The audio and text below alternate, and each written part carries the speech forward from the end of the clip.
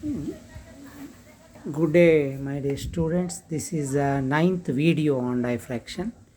Today we discuss Fraunhofer diffraction at double slit. Last in the eighth video we discussed diffraction at single slit. Now we discuss diffraction at double slit. And this is the setup. Experimental setup is shown in the figure.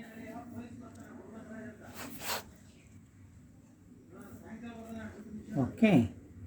See this, yes, is a monochromatic source. We have used again lens to get plane wavefront. Here there are two openings, AB and CD.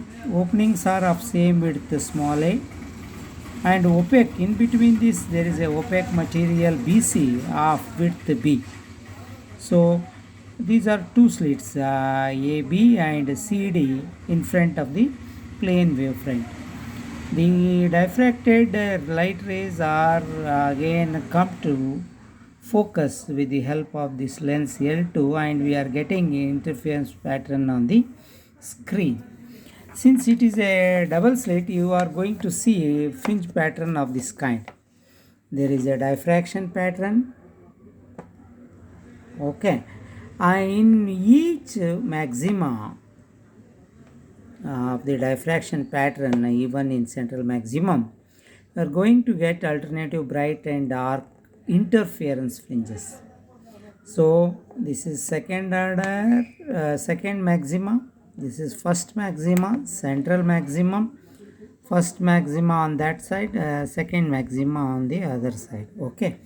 But in each maxima, you are going to see alternative bright and dark fringes, and these are interference fringes.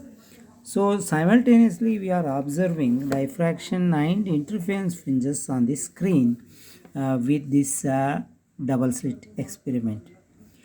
The experimental setup is already explained, and here is we are discussing the condition for interference as well as for diffraction. Let us take the light waves going from this. If they are plane and they are coming to focus at point P, P is at P all are reaching in phase and they are giving a central maximum. But first discuss the interference condition for interference fringes, and there are two. We have to discuss interference fringes as well as diffraction fringes.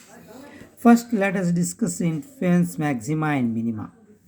And if you see the slit path, in order to find the path difference, you have to go from A and C. This is the slit. AB is the opening, BC is the opaque. Okay, AB is the opening of width A, and BC is the opaque material of width B. The light waves going from A and C are constructively and destructively interfering, and if you find the path difference between the light waves going from A and light waves going from C, for that you have to draw a perpendicular on this. N is the point and this is the 90 degree, and Cn is the path difference, as we did earlier also. And the path difference is in triangle theta. If you take this is angle of diffraction, then angle sine theta is equal to Cn by AC. Cn by AC. AC is A plus B here. Okay. So sine theta is Cn by AC. Cn divided by A plus B. Cn is equal to the path difference. Cn is equal to A plus B sine theta. Here we got the path difference expression. Next you have to put the condition whether to get bright fringe or dark fringe. So we are doing now interference condition, and interference condition says for nth minima A plus B path difference should be equal to 2n plus 1 lambda by 2. Then only they are destructively interfering and producing minima. This is condition for interference for minima. So when you put theta 1, you'll get first minima. When you put theta is equal to n is equal to 2, you'll get theta 2 on this side. You are getting the position of the second minima. and theta 3 is the angle for the third minima.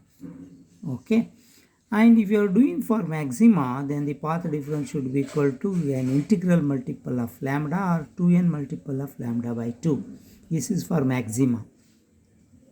So here I have said the interference alternative bright and dark. For bright fringe, this is the condition, and for dark fringe, this is the condition.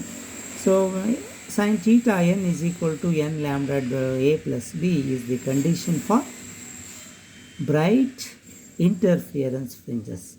So when you put theta is equal to 1, you will get sin theta 1 is 3 lambda by 2 into a plus b. This is for minima.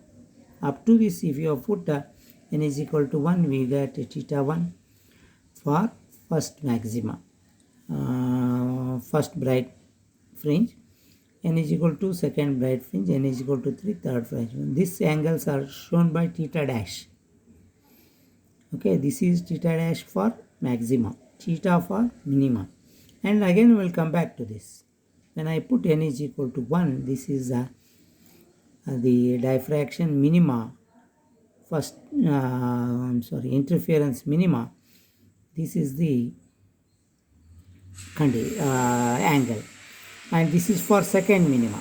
If you take the difference, I will get angular separation between two maxima.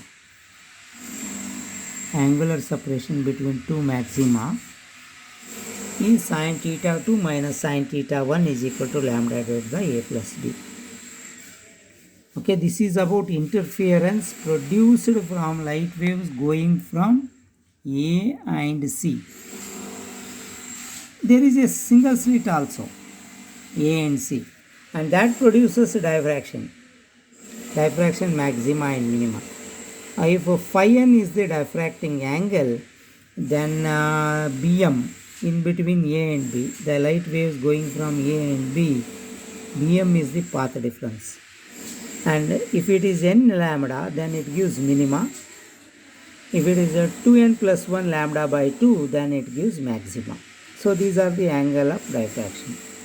So in double slit experiment, you will get diffraction fringes as well as interference fringes. And if you see the fringe pattern, this is the diffraction fringes due to single slit. If you have a circular aperture, you are getting fringes of this kind. Okay. In double slit experiment, these are interference fringes, but the whole pattern is diffraction. So secondary maxima of diffraction, first